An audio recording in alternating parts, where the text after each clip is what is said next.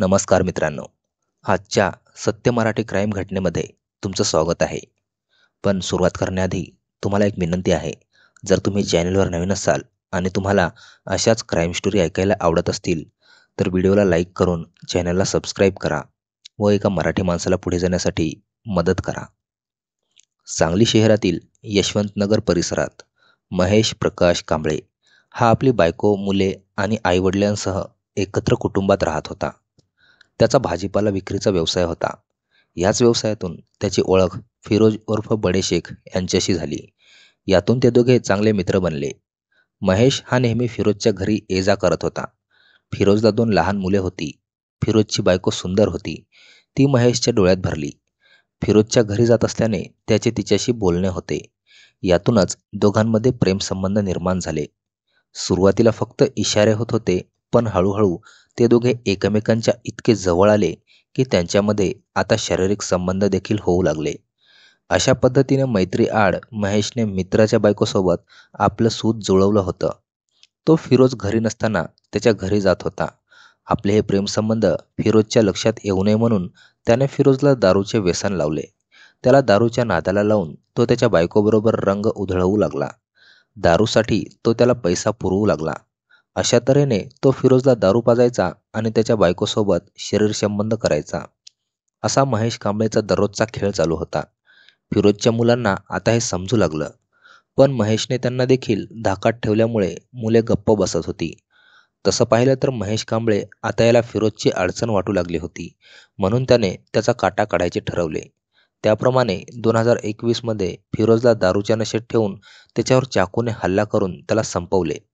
Sanjaynagar police ठाण्यात महेश प्रकाश कांबळे विरुद्ध कलम 302 नुसार गुन्ह्याची नोंद झाली. तो आणि ज्याचा साथीदार या खून प्रकरणात गजाआड झाला. या घटनेला 4 वर्षे होऊन गेली होती. 1.5 वर्षापूर्वी महेश कांबळे हा पुन्हा जामिनावर बाहेर आला आणि पुन्हा त्याचे फिरोजच्या बायकोसोबत प्रकरण सुरू झाले. तुरुंगातून बाहेर आल्यावर त्याची पावले आपसुकच फिरोज उर्फ बडे शेखच्या घरी वळू लागली. पुन्हा त्या दोघांनी आपले प्रेमाचे रंग दाखवायला सुरुवात केली. हे चाळे रोजच सुरू होते. आता फिरोज उर्फ बडे शेखची मुले मोठी झाली होती. त्यांना आईचे हे वागणे आवडत नव्हते. शेवटी त्या 2 मुलांनी घर सोडले आणि ती मुले बाहेर स्वतंत्रपणे राहू लागली. फिरोजची दोन्ही मुले आपल्या वडिलांचा व्यवसाय करत होती.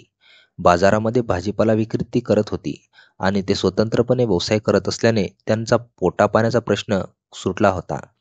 त्यांच्या आईने आपल्या प्रियकराला हाताशी धरून त्या मुलांना त्रास द्यायला सुरुवात केली.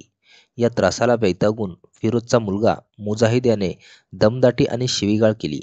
लहानपणी आपल्याला घाबरवणारा मुलगा दमदाटी शिवीगाळी करतो हे पाहून महेशचा स्वाभिमान जागा झाला आणि त्याला परत एकदा धाकात ठेवण्यासाठी तो त्या मुलाला म्हणाला, तुझ्या बाप्पाने माझ्याकडून 1 लाख रुपये घेतले होते. त्यातील 60,000 रुपये तुझ्या बाप्पाने फेडले आहे. उर्वरित 60,000 रुपये दे आणि मग माझ्याशी बोल. एवढेच बोलून महेश थांबला नाही तर तो मुजाहिदला तंबीच्या सुरात म्हणाला, ए मुजाहिद, तुझ्या बाप्पाचे हालहाल मी केले आहे, हे लक्षात ठेव. असं म्हणत महेशने 2021 पूर्वीचे फिरोजला केलेल्या मारहाणीचे व्हिडिओ आणि फोटो दाखवले. तुझेही असेच हालहाल करून तुला हिसका दाखवतो, असा महेश कांबळे मुजाहिद याला म्हणाला. पैशापायी हा असाच आपल्याला त्रास देणार म्हणून मुजाहिदने आपला मोबाईल 30,000 रुपयाला विकला आणि ते पैसे महेश कांबळेला देऊन टाकले. महेश कांबळेची दहशत आणि आईबरोबर असलेले अनैतिक संबंध यामुळे मुजाहिद हतबल झाला होता. त्याच्या मनात महेश कांबळेबद्दल तीव्र राग होता. त्याचा काटा काढायचा विचार त्याच्या मनात नेहमी येत होता. संधी मिळाली की हे काम करायचं असं त्यानं ठरवलं होतं. महेश हा ताकदवान होता. भाजीपाला विक्री करताना तो नेहमी बाजारामध्ये माणसाच्या घोळक्यात असलेल्या मुजाहिदला महेशला धडा शिकवणे शक्य नव्हते. तो फक्त योग्य संधीची वाट पाहत होता. रविवार दिनांक 8 जून 2025 रोजीचा दिवस होता. सकाळी महेश कांबळे हा भाजीपाला विक्रीसाठी आला होता. 100 फुटी रोडवरील घाडगे पाटील शिरूम समोर बाजार भरला होता. महेश हा टेम्पोतून भाजीपाला उतरवून घेत होता. त्याच्यासोबत कामगारही होते. 100 फुटी रोडवरील घाडगे पाटील शोरूम समोर बाजार भरला होता. महेश हा टेम्पोतून भाजीपाला उतरवून घेत होता. त्याच्यासोबत कामगारसुद्धा होते. मुजाहिद व त्याचा मित्र जय पाटील हे दोघे कोयते घेऊन आले.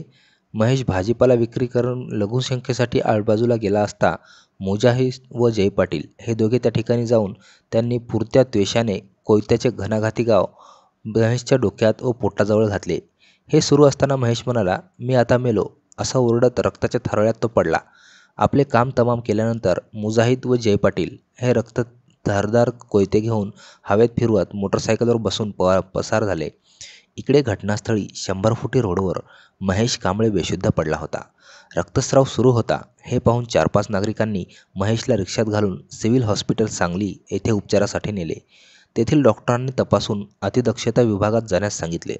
पण महेशबरोबर असणाऱ्या नागरिकांनी समर्थ हॉस्पिटल मिरज येथे उपचारासाठी घेऊन गेले असता तेथील डॉक्टरांनी पुन्हा महेशला सिव्हिल हॉस्पिटलमध्ये घेऊन जाण्यास सांगितले. पुन्हा जखमी महेशला सिव्हिल हॉस्पिटलमध्ये आणले असता तेथील डॉक्टरांनी तपासले असता तो मृत झाल्याचे समजून आले. दरम्यान या घटनेची माहिती सांगली शहर पोलीस ठाण्यात समजल्यानंतर पोलीस निरीक्षक संजय, उपाधीक्षक प्रणय व घटनास्थळी आले. पंचनाम्याचे सोपस्कर पार केले. यावेळी आरोपीच्या शोधासाठी उपाधीक्षक प्रणय यांनी तपासकामी सूचना केल्या. महेश प्रकाश कांबळे खून प्रकरणी महेशचा मेहुणा विजय गणपती कांबळे यांनी सांगली शहर पोलीस ठाण्यात फिर्याद दिली.